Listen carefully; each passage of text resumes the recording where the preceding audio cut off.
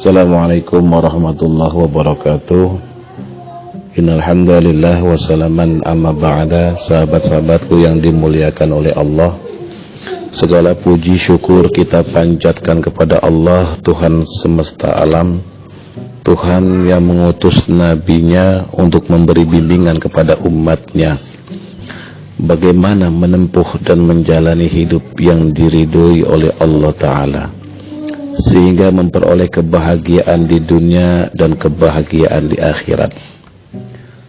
Salawat dan salam semoga senantiasa Allah limpahkan kepada Nabi Muhammad SAW, kepada keluarga dan sahabat beliau yang dengan penuh ketekunan dan kesetiaan mengikuti jejak langkah beliau serta menyampaikan ajaran-ajaran beliau kepada generasi berikutnya, terutama dalam memahami ilmu tauhid dan mengamalkan tasawuf dalam menelusuri jalan ma'rifat kepada Allah Ta'ala.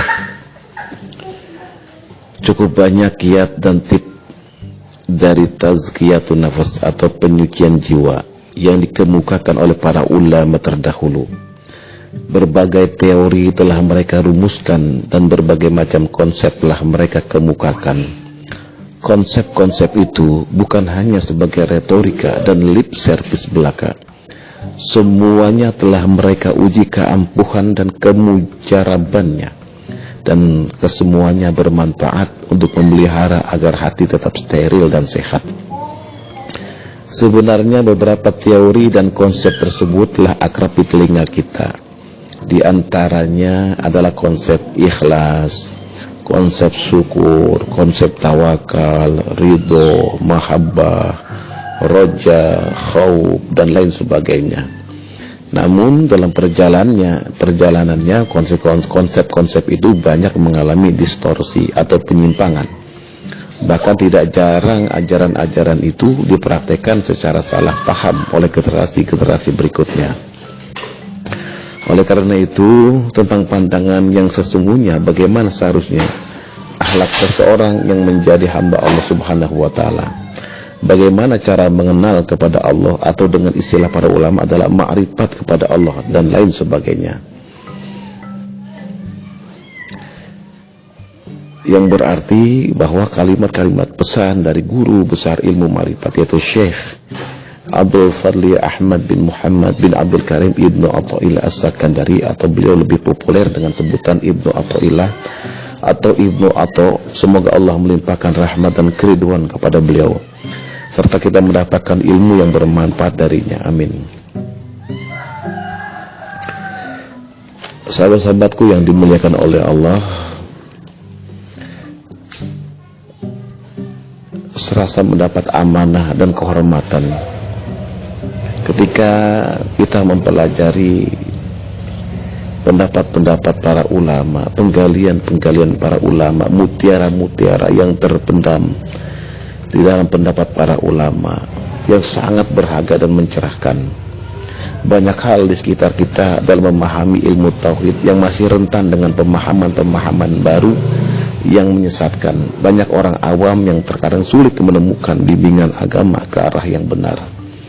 Di sisi lain banyak orang, terutama masalah ilmu tauhid, yang terlalu berani menjawab masalah agama dengan akal fikirannya, tanpa ilmu, tanpa mengaji. Mereka hanya membaca tanpa mengaji, tidak mengaji kepada para ahlinya, dan tanpa mengkaji dulu. Banyak sekali di zaman sekarang ini, ya, terutama orang-orang yang berlabel Wahabi. Mereka hanya bisa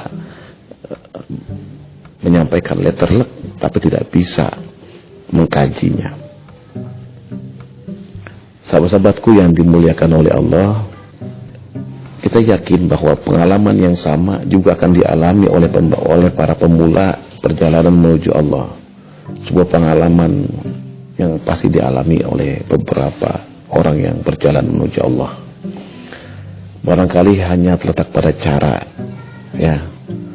berpikir, cara menjalankan saja yang berbeda. Mereka harus memiliki seorang mursyid sehingga mudah memahami, sehingga mudah untuk menjalankannya.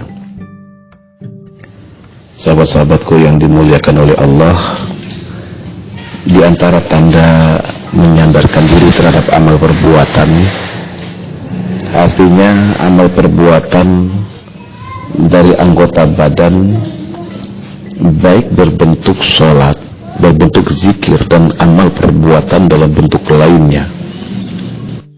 Orang yang menyandarkan diri terhadap amal perbuatan ada dua kelompok, yaitu ibad dan muridun. Yang pertama yaitu ibad, adalah orang-orang yang menyandarkan diri pada amal perbuatan anggota badan atau anggota jasmani dalam berharap masuk surga, berharap menikmati surga, dan berharap selamat dari siksa Allah Subhanahu wa Ta'ala. Dan yang kedua yaitu muridun, adalah orang-orang yang menyandarkan diri pada amal perbuatan anggota badan dalam menempuh jalan ke Allah Subhanahu wa Ta'ala, dalam membuka penghalang hati, dalam mendapatkan keadaan yang teguh di dalam hati, dan mendapatkan keterbukaan di segala hal, dan mendapatkan segala rahasia. Kedua-duanya adalah tercela, dan keduanya timbul dari melihat kemampuan diri serta menduga bahwa amal perbuatan akan menempuh semua itu, hingga berbuah apa yang telah disebutkan tadi, berkurangnya mengharapkan rahmat Allah di saat mengalami kesalahan. Ya, nuqsan raja inda wujudi zalal. Adapun al-arifun, orang-orang yang bermakrifat kepada Allah Subhanahu wa Ta'ala, sedikit pun mereka tidak melihat kepada kemampuan diri sendiri, apalagi sampai menyandarkan diri pada kemampuan dirinya sendiri. Akan tetapi mereka menyaksikan bahwa yang berbuat secara hakikatnya adalah Allah Subhanahu wa Ta'ala semata, dan mereka hanyalah sebuah tempat dalam menempatkan semua itu, tidak lebih dari itu. Dan Ibnu Athaillah, semoga Allah Subhanahu wa Ta'ala mengasihinya, memberikan isyarat pada suatu tanda yang bisa diketahui seorang hamba pada dirinya sendiri. Maka di antara tanda keberadaan, ya, dan di antara tanda bahwa seorang hamba, ya, adalah dari dua bagian.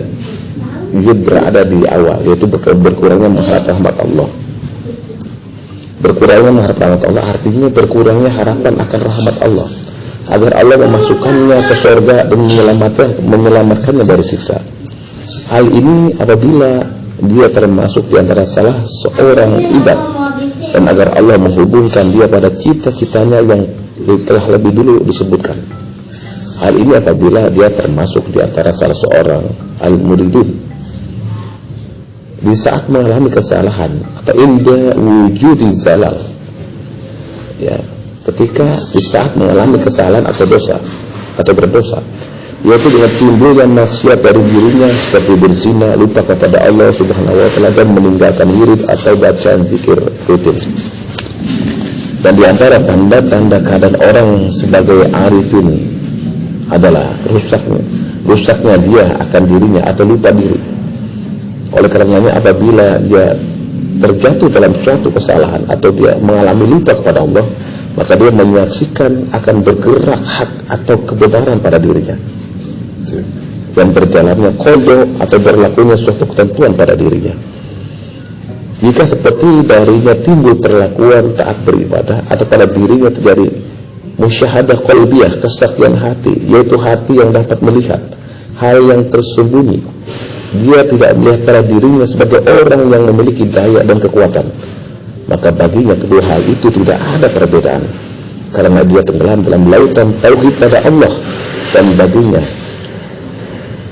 nyata telah sama antara khauf takut siksa Allah dan raja berharap rahmat Allah Subhanahu wa Ta'ala. Oleh karenanya maksiat dari dirinya tidak menimbulkan berkurangnya khauf, dan kebaikan darinya tidak menimbulkan bertambahnya roja.